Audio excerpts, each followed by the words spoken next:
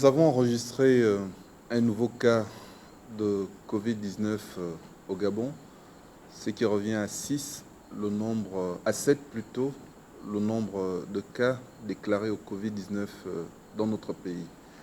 Il s'agit d'un sujet de nationalité centrafricaine qui, âgé de 52 ans, qui est rentré par le vol Air France du 15 mars et quelques jours plus tard, il a présenté une toux avec une fièvre et c'est un sujet qui est hypertendu connu et au regard de la persistance des symptômes, toux et fièvre, il a appelé le 14-10. Les équipes de secours sont allées à son domicile où ils l'ont transféré au niveau de l'hôpital des instructions des armées d'Akanda. Il a été prélevé et le 23 mars, il a été admis au niveau de l'hôpital des instructions des armées d'Akanda. Les résultats qui nous sont parvenus cet après-midi au niveau du CIRMF ont montré qu'il était positif au Covid-19, ce qui nous permet aujourd'hui de comptabiliser 7 personnes contaminées par cette pandémie dans notre pays. Sur le plan clinique plutôt, nous pouvons dire que les 5 premiers cas qui sont aujourd'hui suivis au niveau de l'hôpital des instructions armées d'Akanda ont une bonne évolution clinique et nous pensons que dans les tout prochains jours, comme par ailleurs nous pourrons peut-être, avec aujourd'hui le travail des professionnels de santé, des médecins qui travaillent jour et nuit, avoir un premier cas de Covid-19 guéri dans notre pays. Ça pourra nous permettre également de pouvoir montrer que les équipes travaillent jour et nuit et ça se donne à cœur et âme. Mais pour l'instant, le cas zéro, comme on l'a dit la dernière fois, garde toujours une positivité au niveau de la cavité buccale. Il n'y a toujours pas de stérilisation au niveau de la bouche. Le virus est toujours patent.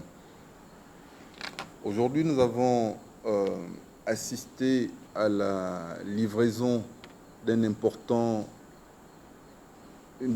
commande du matériel, des équipements de protection, mais également des équipements de prise en charge.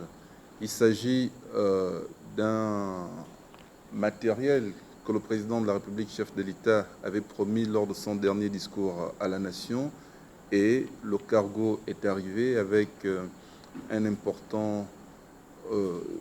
importante plutôt commande de 40 tonnes pour permettre aujourd'hui la prise en charge des personnes contaminées par le Covid-19.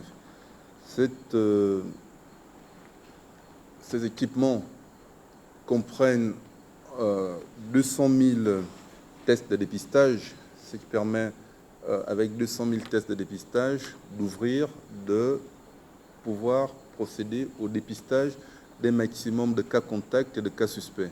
Parce qu'il faut dire que la stratégie actuelle, c'était plutôt de proposer le dépistage à toutes les personnes qui étaient sujets contact symptomatiques et de garder en observation toutes les personnes qui étaient asymptomatiques.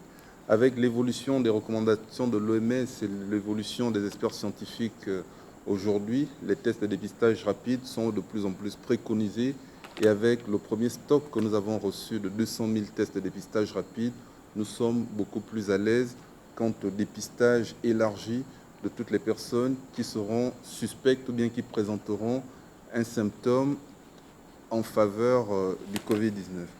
En dehors de ces 200 000 tests Covid-19, nous avons reçu 1,5 million de masques chirurgicaux, 2000 thermoflash, 30 000 gants, 30 000 équipements de protection niveau 2 pour les professionnels de santé. Nous avons également reçu 200 000 masques FFP2, masques utilisés par les professionnels de santé, 500 000 gels hydroalcooliques de 500 ml et 42 respirateurs. c'est une première commande qui est arrivée par rapport à la commande globale qui est attendue d'ici la fin de cette semaine. Donc, c'est dire qu'aujourd'hui, à travers l'engagement du président de la République, chef de l'État, nous venons de recevoir un stock important d'équipements, un stock important de matériel, de consommables médicaux qui nous permettent de pouvoir intervenir et de pouvoir prendre efficacement les personnes qui sont aujourd'hui exposées, également les personnes qui sont aujourd'hui touchées par ce Covid. Le président de la République a été très clair sur ses instructions, c'est de protéger les professionnels de santé. Il faudrait que la priorité soit à l'endroit des professionnels de santé pour que ceux-ci ne soient pas exposés contre tous les risques qu'ils courent aujourd'hui lorsqu'ils font des consultations, lorsqu'ils vont à la recherche des cas contacts, lorsqu'ils effectuent des prélèvements des personnes qui sont exposées à cette pandémie.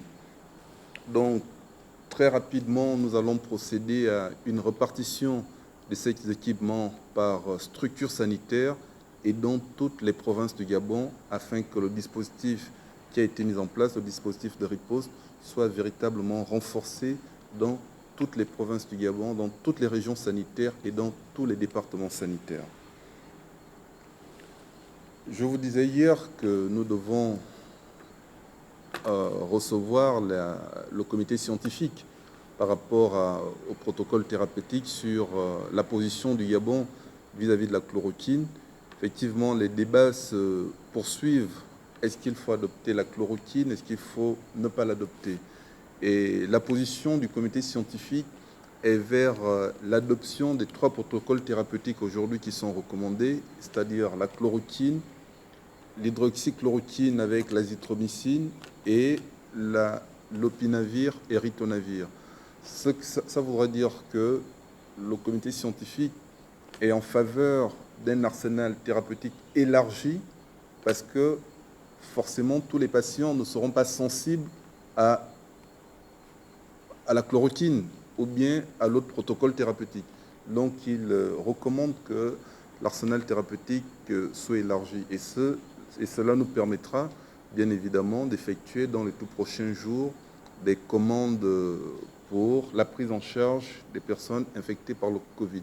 Mais ce ne sera pas toutes les personnes qui sont contaminées par cette pandémie qui seront mises sous traitement. Il y a des critères d'éligibilité qui seront précisés dans le rapport du comité scientifique, parce qu'aujourd'hui, ne sont éligibles que les personnes qui présentent des symptômes patents, des personnes qui sont dans une phase de complication, et ce sont ces personnes qui sont éligibles à ce traitement de la chloroquine et des autres thérapies destinées à la prise en charge de cette affection. La dispensation de ces molécules sera encadrée dans les officines et dans les pharmacies, de peur que nous nous retrouvons dans une rupture de stock si les commandes sont ouvertes au niveau des pharmacies. Beaucoup de gens risqueront de courir dans des pharmacies, acheter de la chloroquine, acheter l'hydroxychloroquine, et ça va entraîner forcément un problème de rupture de stock, de telle sorte que les vraies personnes nécessiteuses d'avoir ce traitement ne pourront plus les avoir parce que la population a cherché à mettre des stocks dans leur maison et parfois sans pouvoir l'utiliser. Et les traitements de la chloroquine, l'hydroxychloroquine et de l'azithromycine ou le traitement antirétroviral ne sont pas des traitements préventifs.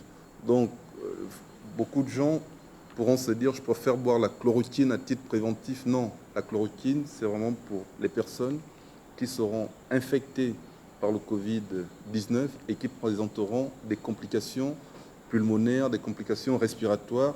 Et ce sont des traitements d'essai. Des traitements d'essai qui seront administrés de manière spécifique aux personnes éligibles à ces traitements et par des médecins qui seront agréés pour la prise en charge de ces patients. Donc voilà un tout petit peu mesdames et messieurs, quelques précisions à faire par rapport à les différentes activités qui ont de la coordination technique. Je vous remercie.